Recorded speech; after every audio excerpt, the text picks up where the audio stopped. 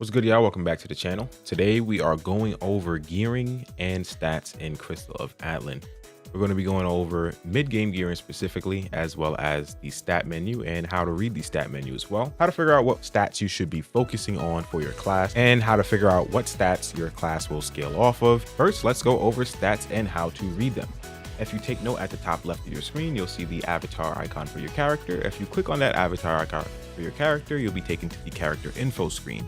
You can see your power, your gear rating, as well as your achievement points, likes, nullification, and your rank. And then if you come down to the attributes tab here, you'll be able to see what your stats currently are for your character.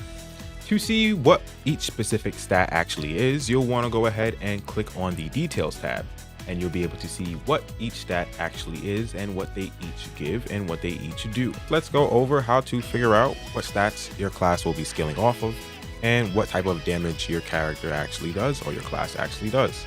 So there are two types of damage in this game: physical and magical damage.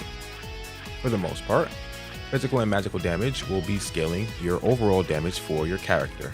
At the top of your skill tree for every character, you will see armor that your character wears, and your armor will give your character attributes. Depending on the character that you are playing, you will get a different skill effect. So for example here, this is the Cloud Strider. She wears light armor. She will be getting intelligence, physique, magic attack, and crit. So you can tell from this that for the most part, Cloud Strider will be scaling off of intelligence, magic attack, and crit. So you'll see also her skills also do magic damage. Even the skills that you get in the base form will convert over to magic damage as well, depending on the class that you are playing. And then all of her newer skills also do magic damage as well. Here's an example that could be tricky to read, but the premise still stays the same. This is the Warlock. You can see that he still has the passive Light Armor Master, similar to the Cloud Strider, but the effects that he gets from the skill effect are different. He gets intelligence, physique, magic crit, and umbro enhancement. Now I skipped over physique purposely for the Cloud Strider because this physique is a main stat that everybody pretty much uses. But for the Warlock here, umbro enhancement replaces magic attack.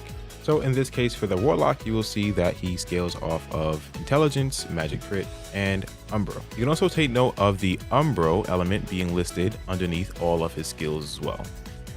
Now when it comes to the umbro element and how to scale this, you'll be mainly getting it from your gear and your circuits, which are another form of gear progression, but we'll go over that in another video. Now here's my last and final example, which is the Gunner. The Gunner actually has the Heavy Armor Master. With her heavy armor passive, she will be getting strength, physique again being the main stat that a lot of classes use, physical attack, and cooldown rate. Now you want to take into account how Gunner plays and why she has cooldown rate here instead of crit or another damage bonus. The reason being is because when you think about how the Gunner actually plays, she wants to spam skills as much as possible to keep her heat up, as seen in her level 45 passive. When she goes ahead and gets to level 45, she unlocks heat, giving her a damage bonus of about 16% when she's at 90 to 100%. The more skills she's able to use, the more she's able to keep up the heat meter, which will boost your overall damage in a long and sustained fight, which is why you see cooldown rate as a skill effect there for the Gunner. So when you go into the skill tree and you see at the top of this skill tree your class passive or your gear passive, take into account those stats when you are gearing, and that should serve as a guideline for gearing your class. Now let's go over what you should be doing gear-wise as you hit level 50. So once you go ahead and hit level 50, you'll gain access to another Void Realm dungeon, the Ravine Void Realm dungeon. You should also have access to the Rim Void Realm dungeon. This, if you've watched my gearing progression guide, will give you the zeroing engraving, which you can use to craft your jewelry or your accessories. The Ravine will give you the hyper engraving, which you'll use to craft your armor and also upgrade your jewelry to the level 55 version. Once you have done the dungeons and collected the rewards, you'll want to go ahead and come over to Jom. Jom is the magician NPC inside the game. Just follow this path here that I am taking inside Rin City and you'll be able to find him. He's in the basement here. You'll want to go over to the Void store and you'll see the Void Gear blueprints. They made a huge change from CN guides and actually completely removed the time gate from crafting your gears. So if you didn't know, in the CN version, you can only buy one of these Void Gear blueprints per day. meaning that you can only craft 1 piece of gear per day. 8 pieces of gear mean 8 days, so about a week of you having to log back into the game and do the dungeon every single day to craft. So they definitely went ahead and removed that time gate there. I have to give credit where credit is due, even though I don't like the time gate myself. They did actually remove it here from the gear itself for at least crafting your gear to get you self raid ready, so everyone can be raid ready to take on the raid once we hit level 60. What you're going to want to do after you get your Void Shadow Ticket blueprints, you're going to want to come over to Glen and you'll start crafting a level 55 Void set. Now you'll see for the weapon, you want to get these Magitrites here. The Magitrites are gotten from the adventure, the elite dungeons here. If you use your green stamina, you will be getting the Magitrite as a reward. So if you just go through the story, tomorrow we should be time gated again at, I believe, level 55. So we'll should have at least some stamina to come back and do some of these elite dungeons. And then if you're missing some Magitrite as well, you can do the New Voyage quest list here to get some more Magitrite from some of these pages as well. Like the page 5 reward here gives you 30. And you can also get some Magitrite from doing exploration as well. Going back to the gear, you'll see that you're also able to craft each piece of the gear here from doing the dungeon 1 time. So you craft the headpiece, breastplate, greaves, gloves, and the shoes, and then the accessories here are going to be from the level 50 page, where you craft them here with the rim materials as well as another Void Shadow blueprint. Once you crafted this set of gear here, you'll be taking it over to the epic version, but I will do a video on the actual next dungeon, as the next dungeon could potentially be a more hard than the recent dungeons that we actually fought, as that was the first dungeon that actually gave me a little run for my money on CN. After crafting the level 45 Void set, what I did was I went ahead and enhanced my gear. I enhanced everything up to +8. The pieces that you see here that say +12 and +10 are pieces that I actually enhancement transferred.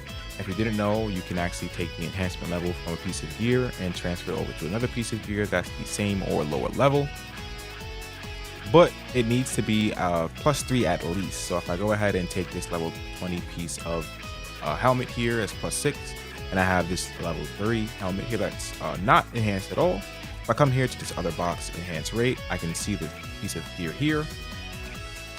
You lose some of the enhancement level depending on the level difference as well as the rarity difference of the 2 pieces of gear.